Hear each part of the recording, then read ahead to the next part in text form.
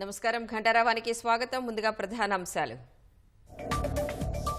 రాష్ట్రంలో సార్వత్రిక సమరానికి నోటిఫికేషన్ విడుదల. 17 లోక్సభతో పాటు కంటోన్మెంట్ సీటుకు ఉప ఎన్నిక.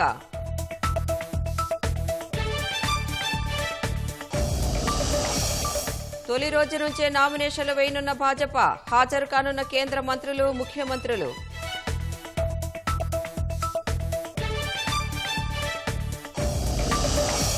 ప్రచారాన్ని ముమ్మరం చేయనున్న కాంగ్రెస్ పార్టీ. రేపటి నుంచి నామినేషన్లకు హాజరు కానున్న రేవంత్.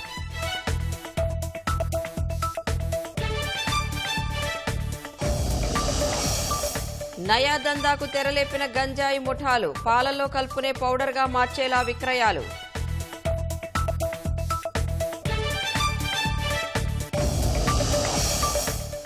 ఇరాన్పై దాడి నిర్ణయం తామే తీసుకుంటామన్న ఇజ్రాయెల్. మిత్రదేశాల సూచనల్ని పట్టించుకోబోమన్న నెతన్యాహు.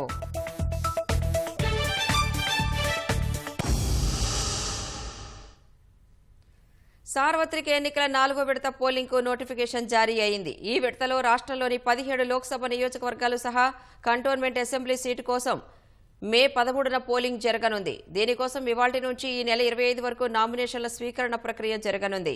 ఇవాళ ఉదయం 11 గంటల నుంచి మధ్యాహ్నం 3 వరకు నామినేషన్లు స్వీకరిస్తారు. ఈ నెల 26న అభ్యర్థుల నామినేషన్ల పరిశీలన చేపడతారు. ఉపసంహరణకు ఈ నెల 29 వరకు గడువు ఉంది.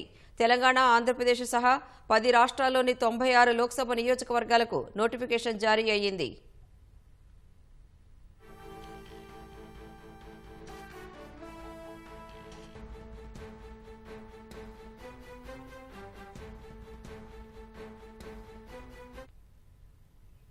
నామినేషన్ల ఘట్టానికి తెరలేస్తుండటంతో కాంగ్రెస్ సైతం జోరు పెంచేందుకు అస్త్రశస్త్రాలు సిద్ధం చేస్తోంది. అట్టహాసంగా నామినేషన్లు దాఖలు చేయాలని రాష్ట్ర కాంగ్రెస్ నిర్ణయించింది. ముఖ్యమంత్రి రేవంత్ రెడ్డి నియోజకవర్గాల్లో ప్రచార సభల్లో పాల్గొనున్నారు. మరోవైపు దక్షిణాదితో పాటు ఉత్తరాది రాష్ట్రాల్లోనూ రేవంత్ రెడ్డితో ప్రచారం చేయించాలని ఏఐసీసీ భావిస్తోంది. రాష్ట్రంలో మిషన్ 15 పేరుతో 15 స్థానాల విజయం సాధించాలన్న లక్ష్యంతో రాష్ట్ర కాంగ్రెస్ ముందుకు వెళ్తోంది. బహిరంగ సభలు, రోడ్ షోలతో ప్రచారాన్ని విస్తృతంగా నిర్వహించేందుకు సిద్ధమవుతోంది. పార్టీకి అనుకూల వాతావరణం ఉండడం, లోక్సభ నియోజకవర్గాల ఇన్ఛార్జీలు అంతా మంత్రులు, సీనియర్ నేతలు ఉండడంతో గెలుపు బాధ్యతను వారికే అప్పగించారు. నామినేషన్ ప్రక్రియ మొదలవుతుండటంతో రేపు ఉదయం మహబూబ్ నగర్, సాయంత్రం మహబూబాబాద్ లో నిర్వహించే ప్రచార సభల్లో రేవంత్ రెడ్డి పాల్గొంటారు. ఈ నెల 20న మెదక్ అభ్యర్థి నీలం మధు నామినేషన్ కార్యక్రమం హాజరవుతారు. సాయంత్రం కర్ణాటకలో ఎన్నికల ప్రచారం చేస్తారు. ఈ నెల 21న చామల కిరణ్ కుమార్ రెడ్డి నామినేషన్ కార్యక్రమంలో పాల్గొంటారు. 22, 23 తేదీల్లో సీఎం పర్యటన వివరాలు ఇంకా ఖరారు కాలేదని పార్టీ వర్గాలు చెబుతున్నాయి. ఈ నెల 24 వరంగల్, 25న చేవెళ్ల అభ్యర్థుల నామినేషన్ కార్యక్రమానికి రేవంత్ రెడ్డి హాజరవుతారు. రేవంత్ రెడ్డితో పాటు కాంగ్రెస్ అగ్రనేతలు రాహుల్, ప్రియాంక, మల్లికార్జున ఖర్గేలు కూడా ప్రచారంలో పాల్గొననున్నారు. మరోవైపు రేవంత్ రెడ్డితో దక్షిణాదితో పాటు కొన్ని ఉత్తరాది రాష్ట్రాల్లోనూ ప్రచారం చేసేందుకు చొరవ చూపి సమయం కేటాయించాలని ఏఐసీసీ కోరుతోంది. ఇందుకు అనుగుణంగా పీసీసీ నేతలు షెడ్యూల్ ఖరారు చేయనుంది. నామినేషన్ల తొలి రోజు నుంచే భాజపా అభ్యర్థులు రంగంలోకి దిగుతున్నారు. రఘునందనరావు, ఈటెల రాజేందర్, డీకే అరుణ ఇవాళ నామినేషన్లు వేయనున్నారు. భాజపా పాలిత రాష్ట్రాల ముఖ్యమంత్రులు, కేంద్ర మంత్రులు ఇందుకు హాజరు కానున్నారు. ర్యాలీలు, సభలతో అట్టహాసంగా నామపత్రాలు దాఖలు చేసేలా కమలదళం కార్యాచరణ సిద్ధం చేసింది. తొలి రోజే నామినేషన్ వేసేందుకు భాజపా అభ్యర్థులు సన్నద్దమయ్యారు. ఇవాళ మెదక్ అభ్యర్థి రఘునందన్ రావు, మహబూబ్ నగర్ అభ్యర్థి డీకే అరుణ, మల్కాజ్గిరి అభ్యర్థి ఈటెల రాజేందర్ నామపత్రాలు దాఖలు చేయనున్నారు. ఉదయం 11:30కు ముహూర్తం ప్రకారం రఘునందన్ రావు నామినేషన్ దాఖలు చేయనున్నారు. గోవా ముఖ్యమంత్రి ప్రమోద్ సావంత్ తో పాటు పార్టీ రాష్ట్ర అధ్యక్షుడు, కేంద్ర మంత్రి కిషన్ రెడ్డి ఇందుకు హాజరు కానున్నారు. అనంతరం సాయంత్రం 4 గంటలకు మెదక్లో భారీ ర్యాలీ చేపట్టనున్నారు. మల్కాజ్గిరి ఎంపీ అభ్యర్థి ఈటెల రాజేందర్ ఉదయం 11 గంటలకు మేడ్చల్ కలెక్టరేట్లో నామినేషన్ వేయనున్నారు. కేంద్ర మంత్రులు హర్దీప్ సింగ్ పూరి, కిషన్ రెడ్డి ఉదయం 8 గంటలకు శామీర్పేటలోని ఈటెల నివాసంలో సమావేశం అనంతరం ర్యాలీగా వెళ్లనున్నారు. మహబూబ్ నగర్ అభ్యర్థి డీకే అరుణ నామినేషన్ కార్యక్రమంలో భాజపా పార్లమెంటరీ బోర్డు సభ్యులు లక్ష్మణ్ పాల్గొనున్నారు. భాజపా రాష్ట్ర అధ్యక్షుడు, కేంద్ర మంత్రి కిషన్ రెడ్డి రేపు సికింద్రాబాద్ ఎంపీ అభ్యర్థిగా నామినేషన్ వేనున్నారు. కిషన్ రెడ్డి నామినేషన్ కు రక్షణ శాఖ మంత్రి రాజ్నాథ్ సింగ్ ముఖ్య అతిథిగా హాజరు కానున్నారు. ఇవాళ సాయంత్రమే హైదరాబాద్ రానున్న రాజ్నాథ్ సికింద్రాబాద్ సిక్ విలేజ్ లోని జువెల్ గార్డెన్ లో మాజీ సైనిక ఉద్యోగులతో సమావేశం కానున్నారు. కిషన్ రెడ్డితో పాటు ఖమ్మం అభ్యర్థి తాండ్ర వినోద్రావు నామినేషన్ కు సైతం రాజ్నాథ్ సింగ్ హాజరు కానున్నారు. 22న జహీరాబాద్ అభ్యర్థి బీబీ పాటిల్ నామినేషన్ కు మహారాష్ట్ర ఉప ముఖ్యమంత్రి దేవేంద్ర ఫడణవీస్ ముఖ్య అతిథిగా హాజరు కానున్నారు. చేవెళ్ల అభ్యర్థి కొండా విశ్వేశ్వరరెడ్డి, నల్గొండ అభ్యర్థి సైదిరెడ్డి నామినేషన్ దాఖలు కార్యక్రమాల్లో కేంద్ర మంత్రి పీయూష్ గోయల్ పాల్గొనున్నారు. మహబూబాబాద్ అభ్యర్థి సీతారాం నాయక్ నామినేషన్ కు కేంద్ర మంత్రి కిరణ్ రిజిజు రానున్నట్లు భాజపా వర్గాలు తెలిపాయి. ఈ నెల 23న భువనగిరి అభ్యర్థి బోర నర్సయ్య గౌడ్ నామినేషన్ వేనున్నారు. 24న పెద్దపల్లి అభ్యర్థి గోమాస శ్రీనివాస్ నామినేషన్ దాఖలు చేరున్నారు. ఇందుకు కేంద్ర రైల్వే మంత్రి అశ్విని వైష్ణవ్ ముఖ్య అతిథిగా హాజరు కానున్నారు. ఆ తర్వాత వరంగల్ అభ్యర్థి ఆరూరి రమేష్ నామినేషన్ కార్యక్రమంలోనూ ఆయన పాల్గొనున్నారు. ఆదిలాబాద్ అభ్యర్థి గోడం నగేష్ నామినేషన్ దాఖలు కోసం ఛత్తీస్గఢ్ సీఎం శ్రీవిష్ణు దేవుసాయి రానున్నారు. హైదరాబాద్ అభ్యర్థి మాధవీలత నామినేషన్ దాఖలు కార్యక్రమంలో కేంద్ర మంత్రి అనురాగ్ ఠాకూర్ హాజరు కానున్నారు. 25న కరీంనగర్ అభ్యర్థి బండి సంజయ్ నామినేషన్ కు గుజరాత్ సీఎం భూపేంద్ర పాటిల్ పాల్గొనున్నారు. నిజామాబాద్ అభ్యర్థి ధర్మపురి అరవింద్ నామినేషన్ దాఖలు కోసం కేంద్ర మంత్రి అశ్విని వైష్ణవ్, నాగర్ కర్నూల్ అభ్యర్థి పోతుగంటి భరత్ నామినేషన్ కోసం గుజరాత్ సీఎం భూపేంద్ర పాటిల్ హాజరు కానున్నారు. నామినేషన్ దాఖలు ప్రక్రియను అట్టహాసంగా చేయాలని భాజపా రాష్ట్ర నాయకత్వం కార్యాచరణ సిద్ధం చేసింది. బ్యాలెట్ ఎన్నికలంటే భాజపాకు ప్రధాని మోదీకి భయమెందుకని సీఎం రేవంత్ రెడ్డి ప్రశ్నించారు. ప్రపంచవ్యాప్తంగా బ్యాలెట్ పేపర్ ద్వారానే ఎన్నికలు జరుగుతున్నాయని సీఎం స్పష్టం చేశారు. కేరళ రాష్ట్రంలోని వైనాడ్ లోక్సభ నియోజకవర్గంలో బుధవారం ఆయన ఎన్నికల ర్యాలీలో పాల్గొన్నారు. ఈవీఎంలపై ప్రజలకు విశ్వాసం లేదన్న రేవంత్ కేవలం భాజపాకు మాత్రమే ఉందన్నారు. కాంగ్రెస్ అధికారంలోకి రాదని పార్లమెంటు సెంట్రల్ హాల్లో భాజపా నేతలు అన్నారని రేవంత్ తెలిపారు. ప్రజలు కోరుకున్నట్లు బ్యాలెట్తో ఎన్నికలు నిర్వహిస్తే అసలు గెలుపు ఎవరిదనేది తేలుతుందన్నారు. దేశ ప్రజలు మోదీని 2 సార్లు ప్రధానిని చేస్తే దక్షిణ భారతదేశానికి ఆయన ఏం చేశారని ప్రశ్నించారు. దక్షిణ భారతం దేశంలో భాగం కాదా అని ధ్వజమెత్తారు. గత 10 ఏళ్లుగా నిధులు, బుల్లెట్ రైలు, సబర్మతి రివర్ ఫ్రంట్ వంటి ప్రాజెక్టులు ఎందుకు ఇవ్వటం లేదన్నారు. ఈ రోజు ఓట్ల కోసం మోదీకి ఈ ప్రాంతం గుర్తుకొచ్చిందని రేవంత్ రెడ్డి విమర్శించారు. గంజాయి సేవించడంతో కిక్కు రావడం లేదని నేరగాళ్లు దాని ద్వారా హ్యాష్ ఆయిల్ తయారు చేశారు. కానీ ఆ మత్తు చాలనట్టు గంజాయితో చాక్లెట్లను చేసినట్లు మనం తరచూ వార్తల్లో చూస్తున్నాం. కానీ ఇప్పుడు ట్రెండ్ మారింది. మారిన పరిస్థితులు, పెరిగిన తనిఖీలతో స్మగ్లర్లు సరఫరాకు సరికొత్త పంథా ఎంచుకున్నారు. పాలల్లో కలిపి తాగడానికి వీలుగా సరికొత్త రూపంలో గంజాయి పొడిని తయారు చేసి విక్రయిస్తున్నారు.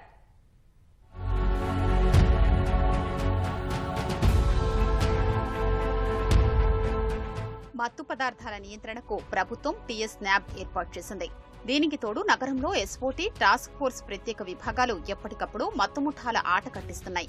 పోలీసులు ఎన్ని నియంత్రణ చర్యలు తీసుకుంటున్నా పెరిగిన డిమాండ్తో స్మగ్లర్లు కొత్త దారుల్లో నగరానికి మత్తు పదార్థాల్ని తీసుకొస్తున్నారు. నిఘా తక్కువ ఉంటుందనే ఉద్దేశంతో హ్యాష్ ఆయిల్ గా మార్చి రంగురంగుల నీళ్ల సీసాల్లో నింపి రైళ్లలో తీసుకురావడం, గంజాయి పిప్పితో చాక్లెట్లు తయారు చేసి తినుబండారాల రూపంలో కొరియర్ సర్వీసుల్లో నగరానికి పంపిస్తున్నారు. ఈ క్రమంలోనే గంజాయిని పొడిగా మార్చి ఒడిశా, కోల్కతా రాష్ట్రాల నుంచి తెప్పిస్తున్నారు. పొడిగా మారిస్తే తక్కువ పరిమాణంలో ఎక్కువ మందికి విక్రయించేందుకు అవకాశం ఉంటుందనే ఉద్దేశంతో ఇలాంటి అడ్డదారులు తొక్కుతున్నారు.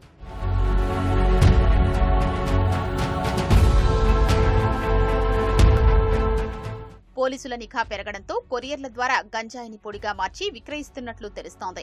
తనిఖీలకు చిక్కకుండా వేర్వేరు పేర్లతో విక్రయిస్తున్నట్లు పోలీసులు చెబుతున్నారు. తాజాగా నగరంలోని జగద్గిరి గుట్టలోని ఒక కిరాణా స్టోర్లో సైబరాబాద్ ఎస్ఓటీ పోలీసులు ఇటీవల గంజాయి పొడిని స్వాధీనం చేసుకున్నారు. గంజాయి, హ్యాష్ ఆయిల్, చాక్లెట్ల బదులు పొడి ఎందుకు విక్రయిస్తున్నామని పోలీసులు ఆరా తీయగా పాలల్లో కలిపి తాగేందుకు విక్రయిస్తున్నట్లు దుకాణ యజమాని చెప్పడంతో పోలీసులే ఆశ్చర్యపోయారు.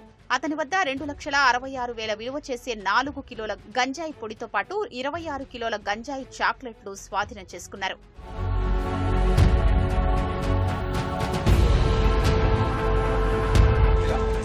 గంజాయి విక్రయాలు పెంచుకోవడానికి స్మగ్లర్లు చేస్తున్న ప్రయోగాలతో కళాశాలలు, పాఠశాలల వద్ద అడ్డగోలుగా విక్రయాలు జరుగుతున్నాయి. నగర శివార్లలోని కొన్ని కిరాణా దుకాణాలు, పాన్ డబ్బాల్లో గంజాయి చాక్లెట్లు, రాజస్థాన్ నుంచి తీసుకొచ్చే ఓపియం విక్రయాలు గుట్టుగా సాగుతున్నాయి. ఈ తరహా మత్తు పదార్థాల్ని ప్రారంభంలో 50 రూపాయలు, అంతకంటే తక్కువ ధరకు అమ్ముతారు. ఈ ఒక్కసారి చూద్దాం అనుకునేవారు వీటిని ప్రయత్నిస్తూ మత్తు కూపంలో మునిగిపోతున్నారు. కొందరు ఖర్చుల కోసం దందాలోకి దిగుతూ కటకటాల పాలవుతున్నారు. బుధవారం సైబరాబాద్ ఎస్ఓటీ పోలీసులు ఎండీఎంఏ మత్తు పదార్థాలు విక్రయిస్తున్న 2 యువకుల్ని అరెస్టు చేశారు. నిందితులు మత్తుకు అలవాటు పడి డబ్బు సరిపోక స్మగ్లర్ల అవతారం ఎత్తినట్లు పోలీసుల దర్యాప్తులో గుర్తించారు.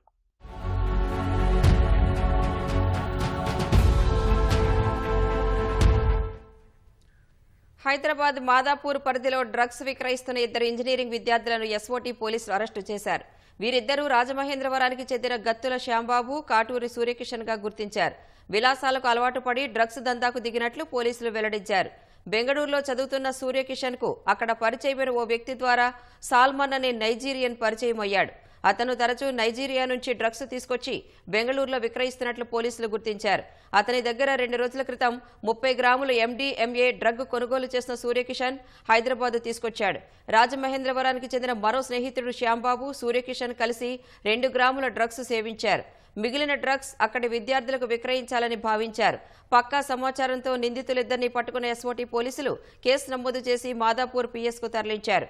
వీరి నుంచి 4.2 లక్షలు విలువ చేసే 28 గ్రాముల డ్రగ్స్, 2 చరవాణీలు స్వాధీనం చేసుకున్నారు. నైజీరియాకు చెందిన సాల్మన్ కోసం గాలిస్తున్నట్లు పోలీసులు పేర్కొన్నారు.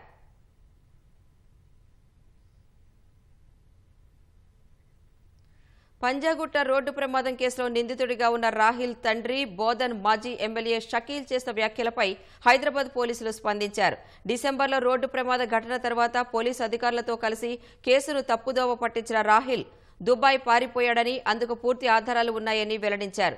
ఇప్పటి వరకు ఈ కేసులో 2 ఇన్స్పెక్టర్లు సహా 15 మందిని అరెస్టు చేశామని తెలిపారు. నిరాధార, ఊహాజనిత వ్యాఖ్యలు చేసిన షకీల్పై సైతం చట్టపరమైన చర్యలు తీసుకుంటామని హైదరాబాద్ నగర పోలీసులు స్పష్టం చేశారు.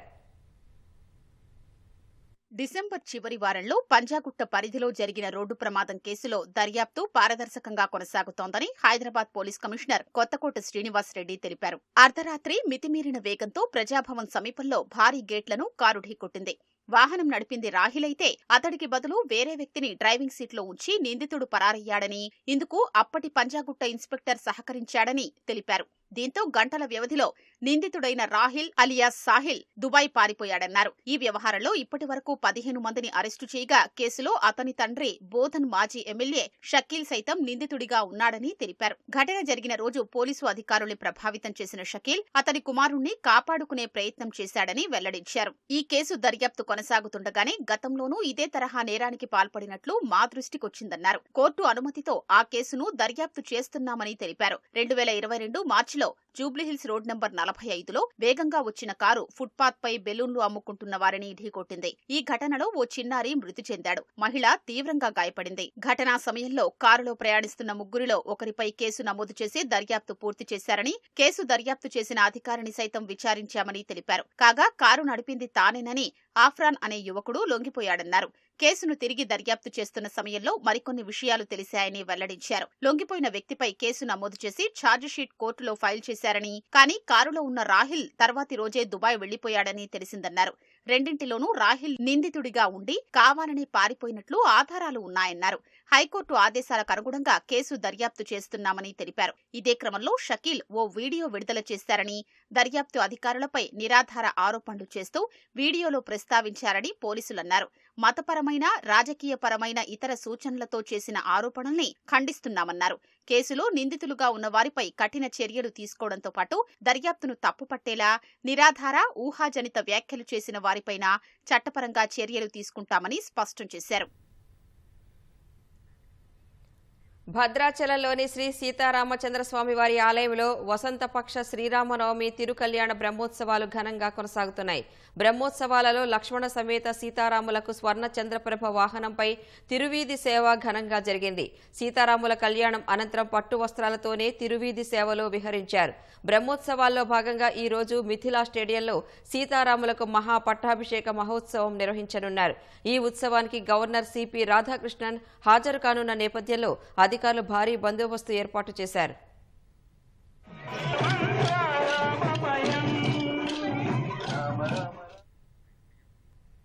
లోక్సభ ఎన్నికల్లో గెలిపే లక్ష్యంగా కాంగ్రెస్ తీవ్రంగా శ్రమిస్తోంది. తమ పార్టీ అభ్యర్థుల విజయం కోసం కాంగ్రెస్ అగ్రనేతలు రాహుల్ గాంధీ, ప్రియాంక గాంధీలు ప్రచారం ముమ్మరం చేశారు.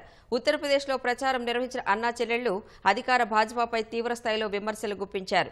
ఎన్నికలు పారదర్శకంగా నిర్వహిస్తే భాజపాకు 150 సీట్ల కంటే ఎక్కువ రావని కాంగ్రెస్ అగ్రనేతలు జోస్యం చెప్పారు. లోక్సభ ఎన్నికల్లో ఇండియా కూటమి విజయంపై కాంగ్రెస్ అగ్రనేతలు ధీమా వ్యక్తం చేశారు. ఉత్తరప్రదేశ్లో ఎన్నికల ప్రచారం నిర్వహించిన ఆ పార్టీ అగ్రనేతలు రాహుల్ గాంధీ, ప్రియాంక గాంధీలు ఈసారి తమ పార్టీ మెజారిటీ స్థానాలు గెలుస్తుందని విశ్వాసం వ్యక్తం చేశారు. షహరాన్పూర్లో ప్రచార ర్యాలీ నిర్వహించిన ప్రియాంక గాంధీ ఈవీఎంలను ట్యాంపర్ చేయకుండా ఎన్నికలు పారదర్శకంగా నిర్వహిస్తే భారతీయ జనతా పార్టీకి 180 సీట్లకు మించి రావన్నారు. భాజపా తనకు ఏ విధంగా 400 సీట్లు వస్తాయని అంటుందో అందరికీ తెలుసునన్నారు. గతంలో ఎప్పుడైనా ఇలా చేసి ఉంటారేమో, అందుకే 400 సీట్లొస్తాయని చెబుతున్నారని ప్రియాంక ఎద్దేవా చేశారు. ప్రజలు మార్పు కోరుకుంటున్నారని, ఈ ఎన్నికల్లో కాంగ్రెస్ మెజారిటీ స్థానాల్లో గెలుస్తుందని విశ్వాసం వ్యక్తం చేశారు. దేశంలో ప్రధానంగా ఉన్న నిరుద్యోగం, ద్రవ్యోల్బణంతో పాటు రైతులు, మహిళలు ఎదుర్కొంటున్న సమస్యల గురించి ప్రధాని మోదీ మాట్లాడడం లేదని ప్రియాంక దుయ్యబట్టారు.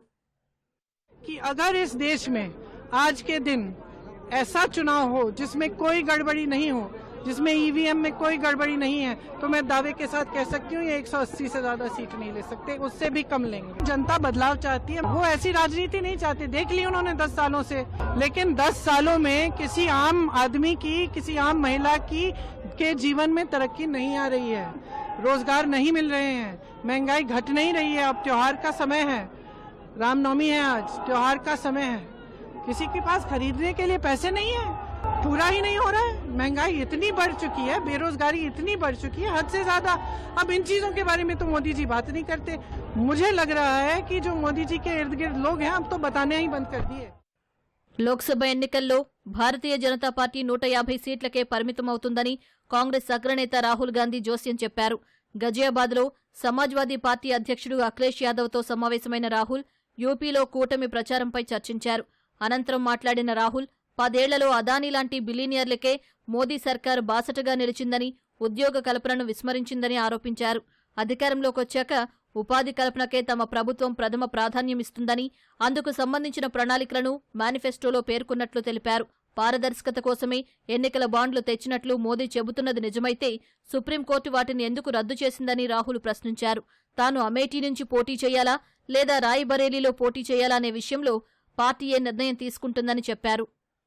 मैं सीट का प्रेडिक्शन तो नहीं करता हूं, जनरल बात कह सकता हूं. बीजेपी को मुझे लग रहा था 15-20 दिन पहले कि 180 से 180 तक जाएंगे, अब मुझे लग रहा है 150 तक जाएंगे. हर स्टेट में हमें रिपोर्ट मिल रही है कि हमारा चुनाव इंप्रूव कर रहा है और अंडर करंट. जहां तक गठबंधन की बात है, यूपी गठबंधन की बात है, बड़ा पावरफुल गठबंधन है, बहुत अच्छा परफॉर्मेंस होगा हमारा उत्तर प्रदेश में. ఎన్నికల వ్యూహం అదో కొరకరాని కొయ్య. పెద్ద పెద్ద విశ్లేషకులుగా చెప్పుకునే వారికి కూడా అంతుచిక్కని లెక్క. ప్రజల నాడిని అర్థం చేసుకోవడం అధునాతన సైన్స్కు సైతం అర్థం కాని ఆర్ట్. పోల్ మేనేజ్మెంట్లో చక్రం తిప్పిన పార్టీదే ప్రభుత్వం. నాయకుడికే పదవి. ఒకప్పుడు నాయకులు నిత్యం ప్రజల్లో ఉంటూ వారి పల్స్ పట్టుకునేందుకు విశ్వ ప్రయత్నాలు చేసేవారు. ఇప్పుడు కాలం మారింది. సోషల్ మీడియా ప్రపంచాన్ని శాసిస్తున్న వేళ అంతర్జాలం వేదికగా ప్రపంచంలో ఎక్కడి నుంచైనా ప్రజల ఆలోచనల్ని మార్చేసే మాంత్రికులు రాజకీయ తెరపైకి వచ్చేశారు. తమను ఎంచుకున్న పార్టీని, నేతను గెలిపించేందుకు ప్రజల నాడి పసిగట్టడంతో పాటు వారిని పూర్తిగా తమ దారికి తెచ్చుకునే విదూషకుల కాలం ప్రస్తుతం నడుస్తోంది.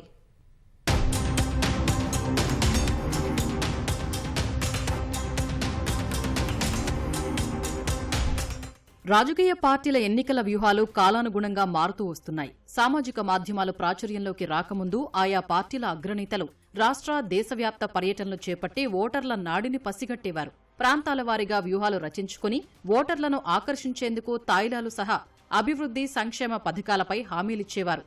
గతంలో ఎల్కే అడ్వాణీ వంటి నేతలు దేశవ్యాప్త యాత్రలు చేపడితే ఉమ్మడి ఆంధ్రప్రదేశ్లో మొదట వైఎస్సార్, తర్వాత చంద్రబాబు పాదయాత్రల ద్వారా ప్రజల దృష్టిని ఆకర్షించి ఎన్నికల్లో విజయాల్ని అందుకున్నారు. 2014 నాటి సార్వత్రిక ఎన్నికల సమయానికి సామాజిక మాధ్యమాల ప్రభావం భారీగా పెరిగింది. ఈ క్రమంలో ఎన్నికల వ్యూహకర్తలు కూడా రంగప్రవేశం చేశారు. తమను నియమించుకున్న పార్టీలకు గెలిపే లక్ష్యంగా అనేక వ్యూహాలకు పదును పెట్టి వాటిని పక్కాగా అమలు చేస్తున్నారు. అందుకోసం ప్రత్యేక బృందాలను ఏర్పాటు చేసుకోవటం, నిర్దేశించుకున్న ప్రాంతాల్లో ప్రజల పల్స్ పట్టేందుకు సర్వేలు చేయటం, వారి సమస్యలు తెలుసుకోవటం, ఎన్నికల్లో ప్రభావితం చేసే సమాచారాన్ని సామాజిక మాధ్యమాల ద్వారా విస్తృతం చేయటం, మేనిఫెస్టో రూపకల్పనలో సలహాలు, సూచనలు ఇవ్వటం, అవసరమైతే ప్రజల్లో సెంటిమెంటును రగిలించేందుకు ఎత్తుగడలు వేయటం వ్యూహకర్తల కార్యకలాపాలుగా మారాయి. నియోజకవర్గాల్లో పోలింగ్ కేంద్రాల వారీగా ఓటర్ల సమాచారాన్ని సేకరించి పార్టీలకు అందించటం, ప్రచారానికి అవసరమైన కంటెంట్ను రూపొందించటం, వాటిని పెద్ద ఎత్తున ప్రజలకు తీసుకువెళ్లాలని నేతలు, కార్యకర్తలకు దిశానిర్దేశం చేస్తున్నారు. చదరంగం క్రీడాకారుల మాదిరిగా రాజకీయ నేతల్ని పావులుగా ముందుకు నడిపిస్తూ తమ వ్యూహాల్ని అమలు చేస్తున్నారు. గెలుపు లెక్కల్ని పక్కాగా వేస్తూ పార్టీలు అభ్యర్థుల గెలుపులో తెరవెనుక పాత్ర గట్టిగా పోషిస్తున్నారు. ఈ క్రమంలో ఆర్టిఫిషియల్ ఇంటెలిజెన్స్ వంటి అధునాతన సాంకేతిక పరిజ్ఞానాన్ని సైతం విరివిగా వాడుకుంటున్నారు.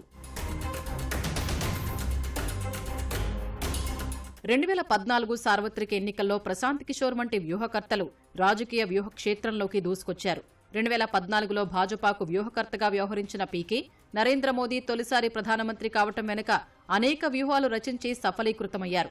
చాయ్ పే చర్చ, స్టాచ్యూ ఆఫ్ యూనిటీ ఉద్యమం చేపట్టడం సహా మోదీ అభివృద్ధి సాధకుడు అనే ప్రచారాన్ని ప్రజల్లోకి బలంగా తీసుకెళ్లగలిగారు. ఆ ఎన్నికల్లో భాజపా సొంతంగా 282 సీట్లు గెలిచి కొన్నేళ్లుగా నడిచిన సంకీర్ణ ప్రభుత్వాల పరంపరకు తెరదించింది. 2013లో సిటిజన్స్ ఫర్ అకౌంటబుల్ గవర్నెన్స్ పేరుతో ఓ సంస్థను నెలకొల్పిన పీకే తర్వాత దానిని ఇండియన్ పొలిటికల్ యాక్షన్ కమిటీ ఐపాక్గా మార్చారు. తర్వాత కాలంలో ఆంధ్రప్రదేశ్లో వైకాపా, బీహార్లో జేడీయూ, పశ్చిమ బెంగాల్లో తృణమూల్ కాంగ్రెస్ వంటి పార్టీల కోసం పనిచేశారు. 2019 ఎన్నికల తర్వాత ఐపాక్ నుంచి ప్రశాంత్ కిషోర్ తప్పుకున్నప్పటికీ ఆ సంస్థ పలు పార్టీల కోసం పనిచేస్తూనే ఉంది. గత ఏడాది జరిగిన కర్ణాటక అసెంబ్లీ ఎన్నికల తర్వాత మరో ఎన్నికల వ్యూహకర్త సునీల్ కనుగోలు పేరు బాగా ప్రాచుర్యంలోకి వచ్చింది. కర్ణాటక ఎన్నికల్లో కాంగ్రెస్ కోసం పనిచేస్తున్న ఆయన ఆ పార్టీ ఘన విజయం అందుకోవడంలో కీలక పాత్ర పోషించారు. తర్వాత తెలంగాణలోనూ కాంగ్రెస్ కోసం పనిచేసి విజయవంతమయ్యారు. తాజా సార్వత్రిక ఎన్నికల్లో దేశవ్యాప్తంగా కాంగ్రెస్ కోసం వ్యూహరచనలో ఉన్నారు. రాహుల్ గాంధీ చేపట్టిన భారత్ జోడో యాత్ర సైతం సునీల్ కనుగోలు వ్యూహంలో భాగమే. గతంలో ఆయన పలు రాష్ట్రాల్లో భాజపా కోసం కూడా పనిచేశారు. ఎన్నికల సర్వే సంస్థ చాణక్య నిర్వాహకుడు పార్థ ప్రతిమ్ దాస్ 2013లో కర్ణాటక అసెంబ్లీ ఎన్నికల్లో అజయ్ సింగ్ అనే అభ్యర్థి గెలిచేందుకు వ్యూహాలు రచించి సఫలీకృతమయ్యారు. ఆయన భాజపా సిట్టింగ్ ఎంపీపై విజయం సాధించారు. తర్వాత చాణక్యను ఏర్పాటు చేసిన దాస్ 2018 ఎన్నికల్లోనూ అజయ్ సింగ్ గెలుపు కోసం పనిచేశారు. ఆయన భాజపా సిట్టింగ్ ఎమ్మెల్యేపై విజయం సాధించారు. చాలా రాష్ట్రాల్లో వ్యూహకర్తల్ని పెట్టుకున్న పార్టీలు విజయవంతమైన నేపథ్యంలో ప్రస్తుత రాజకీయాల్లో నెగ్గాలంటే వారి అవసరం తప్పనిసరనే అభిప్రాయానికి వచ్చారు. ఎన్నికల్లో గెలుపు కోసం వ్యూహకర్తలకు 100 కోట్లు ఇచ్చేందుకు కూడా సిద్ధపడ్డాయి. సామాజిక మాధ్యమాల కారణంగా ప్రచారం కూడా కొత్త పుంతలు తొక్కుతున్నందున వ్యూహకర్తలు లేకుండా ఏమీ చేయలేమనే నిర్ణయానికి నేతలు వచ్చేశారు. వాట్సాప్, ఫేస్బుక్, ఎక్స్, యూట్యూబ్ వంటి సామాజిక మాధ్యమాల్లో ప్రచారానికి అవసరమైన కంటెంట్ అందించడంలో వ్యూహకర్తలు బాగా ఆరితేరిపోయారు. ఆ కంటెంట్ను సొంతంగా తయారు చేసుకోవడం తమ వల్ల కాదని పార్టీలు పోల్ మాంత్రికులను ఆశ్రయిస్తున్నాయి. గతంలో ప్రజల్లో నుంచి వచ్చిన నేతలకు వ్యూహకర్తల అవసరం ఉండేది కాదు. అప్పట్లో గెలుపు ఓటములు నాయకులపైనే ఆధారపడి ఉండేవి. ఓటమి ఎదురైతే నైతిక బాధ్యత వహించడం వంటి పరిణామాలు కనిపించేవి. కానీ ఇటీవల రాజకీయాలు వ్యాపారాలతో పెనవేసుకోవడం, ఎన్నికల్లో ధన ప్రవాహం భారీగా పెరగడం, బిలియనీర్లు రాజకీయాల్లోకి రావడం వంటి పరిస్థితులు వ్యూహకర్తల్ని తెరపైకి తెచ్చాయి. ఈ క్రమంలో కొందరు అభ్యర్థులు వ్యక్తిగతంగానూ పోల్ కన్సల్టెంట్లను నియమించుకుంటున్నారు. వ్యూహకర్తలుగా పనిచేసినందుకు పార్టీల నుంచి వసూలు చేసే ఛార్జీలు ఆయా పార్టీలు, నాయకులను బట్టి మారుతున్నాయని ఈ రంగంలో నిపుణులు చెబుతున్నారు. అయితే ఎన్నికల వ్యూహకర్తలు తమ వ్యూహాల్లో భాగంగా ప్రత్యర్థుల్ని దెబ్బతీసేందుకు తప్పుడు ప్రచారాలకు సైతం ఏమాత్రం వెనకాడటం లేదనేది బహిరంగ రహస్యం. కొత్త తరం రాజకీయాలకు ఇవన్నీ అవసరమనే అభిప్రాయాన్ని మెజారిటీ ప్రజల మెదళ్లలో చొప్పించేశారు. ఇది ప్రజాస్వామ్యాన్ని ప్రమాదంలోకి నెట్టే పరిణామమనే ఆందోళన వ్యక్తమవుతోంది.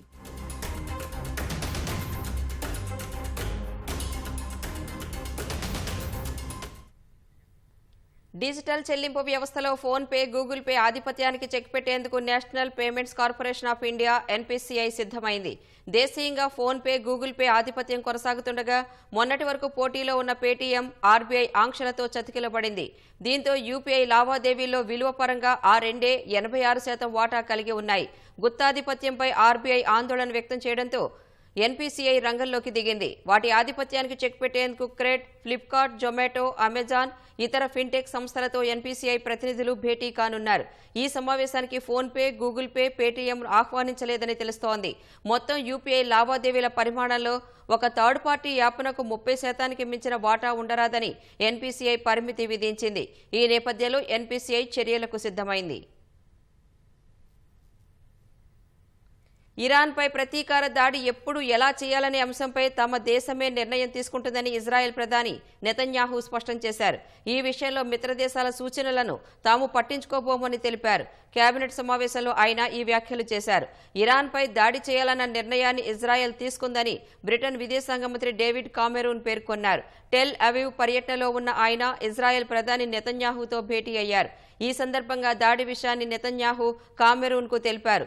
ఇరాన్పై స్పందించాలని ఇజ్రాయలీలు నిర్ణయించుకున్నారని డేవిడ్ కామెరూన్ చెప్పారు. అయితే ఈ ప్రాంతంలో ఉద్రిక్తతలను మరింత పెంచకుండా తెలివిగా బలంగా స్పందించాలని చెప్పినట్లు పేర్కొన్నారు. దాడి విషయంలో నియంత్రణ పాటించాలని బ్రిటన్ ప్రధాని రిషి సునాక్ నెతన్యాహుకు విజ్ఞప్తి చేశారు. తమ దేశంపై పరిమిత స్థాయిలో దాడికి దిగినా పరిణామాలు తీవ్రంగానే ఉంటాయని ఇరాన్ ప్రధాని ఇబ్రహీం రైసీ హెచ్చరించారు. తాము మరిన్ని భారీ దాడులకు దిగితే ఇజ్రాయెల్ మిగలదని అన్నారు.